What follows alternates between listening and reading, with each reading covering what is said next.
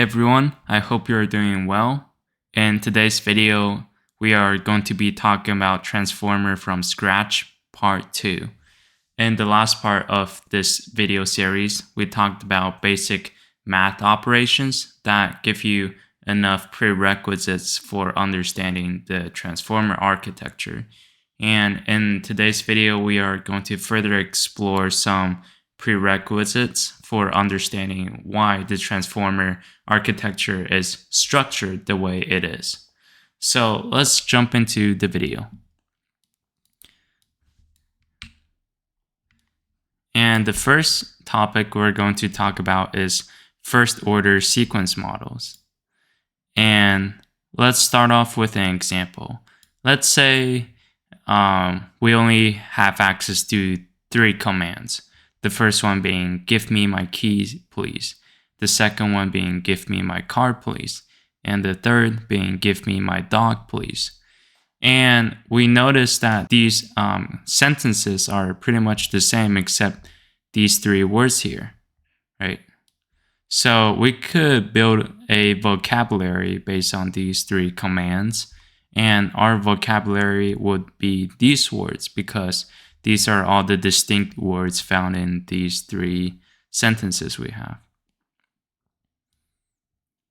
Now, one useful way we are going to learn today to represent the possible sequences, in this case commands, is with a transition model. So for every word in the vocabulary, it will show what the next word is likely to be based on probability. Let's see what the transition model looks like. So let's say that the user asks about his dog half the time, his car 30% of the time, and his key 20% of the time. We can represent this case with a transition model. And if you're confused what I'm talking about these 3 words here. Let's say he asked about his car, right, 30% of the time, his key 20% of the time, and his dog 50% of the time, right? We can model it using a transition model like here. So for our given sentences, let's try to take a look. Right? For our given sentences, we see that the probability of the next word being me after the word give is 1 because for every one of these commands is 100% going to be me after the word give. So that's why we put the number 1 here. And then for connecting me to my, it's also going to be 1 because in our entire, in all of our sentences, the word my shows up after the word me, right? Now, this is where it gets interesting because, right, in our 3 sentences, we have 3 distinct words, key, car, and dog. So using what we have mentioned here, we can model it this way. So there's a 0.2% chance that, there's a 20% chance that key is going to be the next word after my, based on the fact that the user asked about his keys 20% of the time. And then we can model car to be 0.3, or in other words, 30%, because the user asked about his car 30% of the time. And then finally, we can model dog as 0.5 because the user asked about his dog half the time, right? And all of these eventually map to the word please because after every one of these words, it's followed by the word please. So there's 100% chance that these words are going to be mapped to this word please, right? So that's how we can model these commands using a transition model here. And this transition model is also called a Markov chain. The reason why this transition model is called a Markov chain is because it satisfies the Markov property, which basically states that the future only depends on the present and doesn't care about the past, right? So what do I mean by that? So let's say the word key, right? The word key only depends on the word my. It doesn't depend on the word me or the word give, right? Same for car and same for dog. So let's look at an analogy to understand Markov property. So let's say you are predicting tomorrow's weather. If the weather system follows the Markov property, then to make your prediction, you would only need to know what the weather is like today, right? You wouldn't need any information about what it was like 2 days ago, a week ago, or a year ago. That's what Markov property states.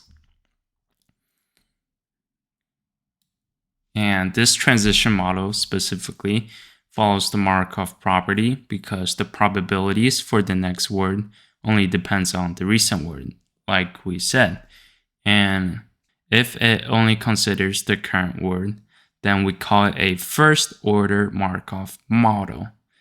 If it considers the current word and the previous word for generating the probabilities for the next word, it is called a second order Markov model. So what do I mean by that? So a first order Markov model will be what we have right here. The word key only depends on the word my, and the word car only depends on the word my as well. Same for dog. However, if you have a second order Markov model, the word key would depend on the word my and the word me, or whatever words were here, right? Okay. And we can also represent this transition model or Markov chain with a matrix. So let's remind ourselves of our vocabulary. We have the word car, dog, give, key, me, my, please. Okay. If we represent it using a matrix, as you can see, I have the Markov chain here. If we represent it using a matrix, how it works is that the word my and the word car, for example, the probability of the next word being car is 0.3, right? So we have 0.3 here because, so my will be the row, right? And then car will be the column. Same for dog, right? So 0.5 for my dog. And same here, right? My, and then we have dog. So if you have learned about adjacency matrices and data structures and algorithm, it's sort of similar, right? Because it follows a certain order. My dog this way won't work though, right? So it's a one direction. It's not a bidirected graph, right? Okay. And another observation that you can make is that each row must sum to 1 since it's probability, right? So the probability of the words following my must sum to 1 here. And each one of these rows sum to 1 actually, right? Okay. Now, let's combine one-hot encoding and transition matrix, and we get magic. Okay, so we talked about one-hot encoding and matrix multiplication in the last video. So if you need a refresher, you can feel free to check out my last video. Okay, so let's see the magic. Right, so this is a one-hot encoding matrix to represent the word my, right? Because every other word is 0 and my is 1.